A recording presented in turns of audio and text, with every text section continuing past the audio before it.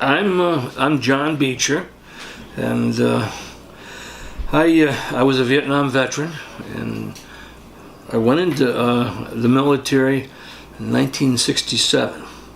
I was drafted in the Marine Corps, and I thought that I thought I'd go down to Fort Dix and get to come home on weekends, but I got drafted in Vietnam in the Marine Corps because they were losing so many people. They needed to, they had to have more bodies, and so I I ended up going into the Marine Corps and went through boot camp in Parris Island, and it was pretty difficult in the sense that they cut our training in half because they needed you so quickly.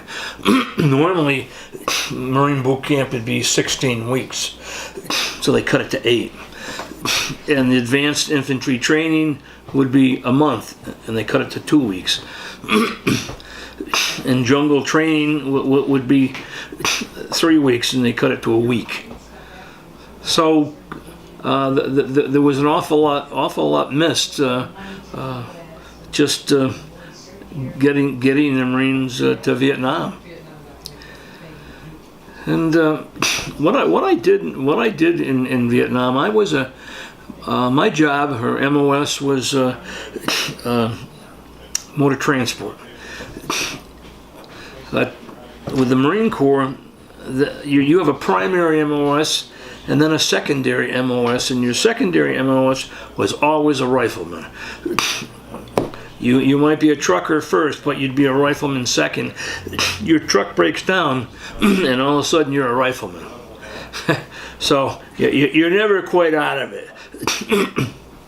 And I got sent to Vietnam in the end of May of 1968, where the Major Tet had wound down, the Major Tet offensive, and there was a mini Tet after that in May, and we got shipped over at the end of May. And I'll never forget how hot. It stepped off that plane, and it was like someone threw you in a dryer. It was so hot, and within seconds, you were covered with sweat. It wasn't like being back home, that's for sure. I guess that kind of goes into the next question I had, but it was more general. So what was life like living in Vietnam compared to back home? Well, there's no question it was different. It took a lot of adjustment. I was probably luckier than some. I got sent to a motor transport company, and we actually had huts we could live in. That you're based out of a certain area.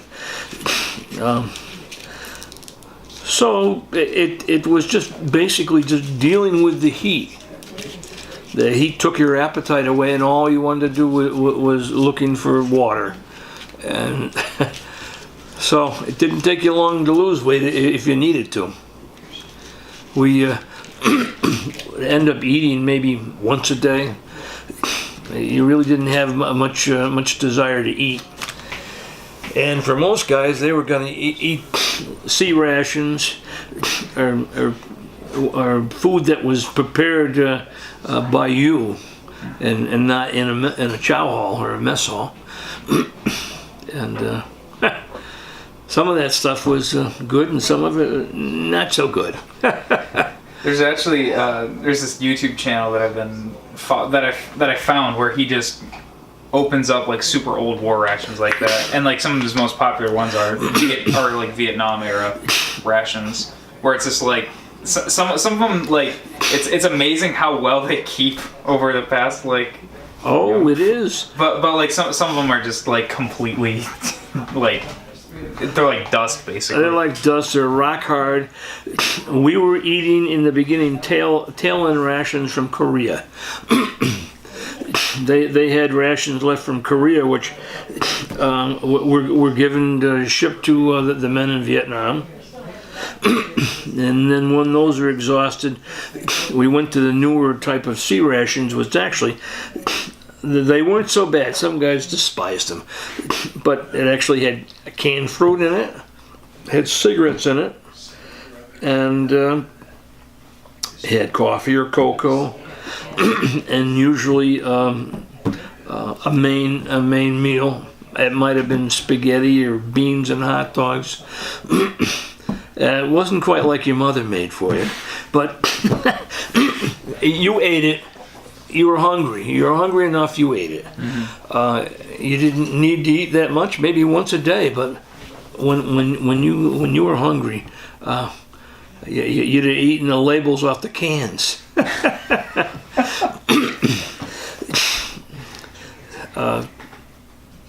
Some guys, recon and some of the long range type of patrols had what they call LRPs.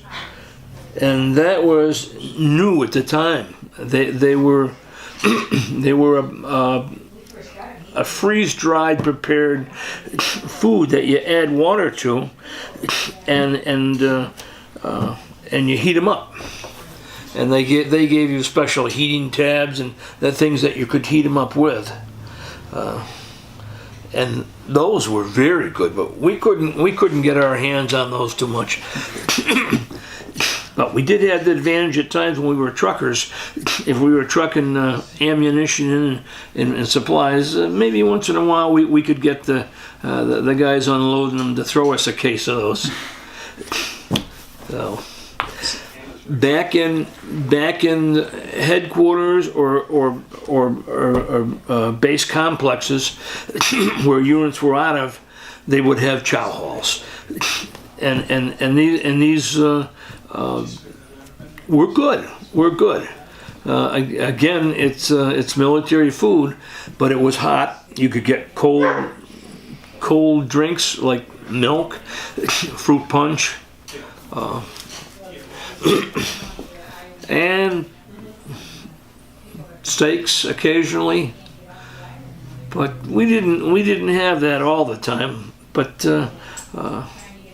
It really wasn't bad.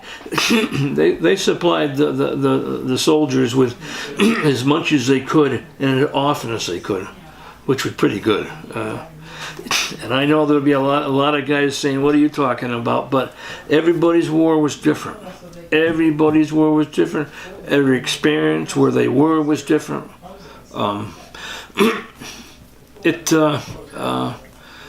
It was a different experience for everybody, and God, there were some guys that I know didn't want to come home because they didn't want to have to deal with a stateside military duty.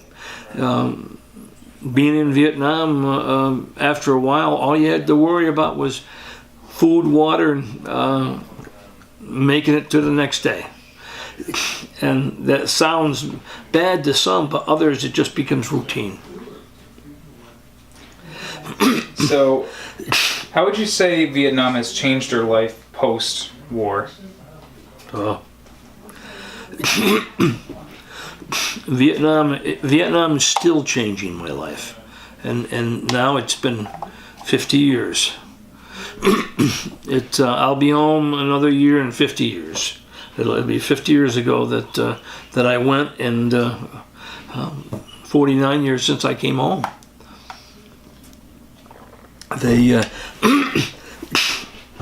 When they got ready to ship us home, and by that time we weren't going over as a unit, we were going over individually, maybe as a group, but then we were being sent back individually as a group. And they didn't really they didn't help prepare us for what we were in store for.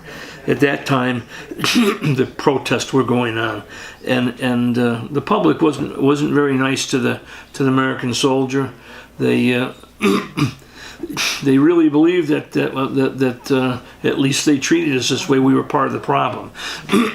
Well, really, it was the politics. But that's where we started to realize that our lives were going to be different for the rest of our lives. And I think all of us developed some kind of way to cope. Some people were incredibly bitter. Bitterness was one of those things where, it took so much energy to be bitter. It was easier. It was just easier to be in denial, and so consequently, you get on with your life and act like it didn't exist. But lo and behold, we acted different. We acted different. We thought different. When we came home, we might have come home when we were 20 or 21, but we came home like 60-year-olds. As far as the way we thought about life. I think it probably took a year, maybe a little less, before things really started to change with me. And I was doing things. I wanted to be alone. I got aggressive. I drank a lot. What that pretty much turned out to be, which we didn't know at the time, was post-traumatic stress. You had your ideas of people coming home. They used to call it, everywhere it was called something else. In World War II, it was called shell shock. In Vietnam, it was called post-traumatic stress. Although it was post-traumatic stress in every war throughout history, that a soldier would come out with that. Well, anyways, I just went on and on and on, acting that way, thinking it's the cards that you're dealt with, so you have to deal with it. And it progressed to the point where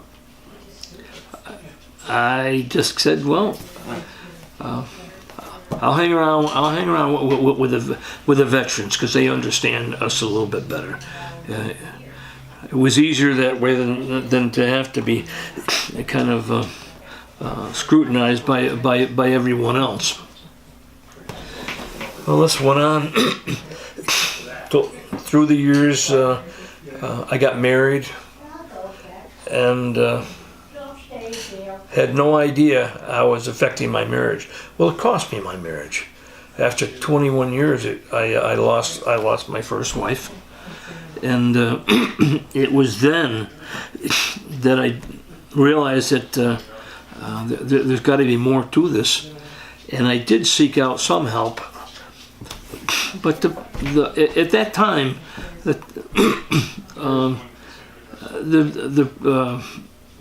therapists, at least the therapists on the outside, weren't very good in treating people who've been in combat. They really needed the military or the VA to do that. So when I finally got to that point of seeing somebody, it took me 12 years. It took me 12 years of therapy to finally come to some way to be able to do something about how I think, how I feel, and feel normal. Really feel normal. And for some people, some guys, they're never going to be. I'm lucky in that what happened to me, I just happened to meet the right people, and I was just lucky not to have my date with that bullet, because guys on both sides of me did, and I guess God really meant me for something else. And it's this time of my life now we start to think about those kind of things, how important life really is. It's not something that we thought about back then. All we thought about was protecting the other guy. So they got your back, you got their back. It wasn't even a matter of waving the flag, being patriotic. although that always was an issue for a fight somewhere. But it was just a way to survive. And that's how most of us have gone through our lives, just finding a way to survive. And unfortunately, an awful lot of guys didn't. And I feel blessed to have gotten this far. It's been work.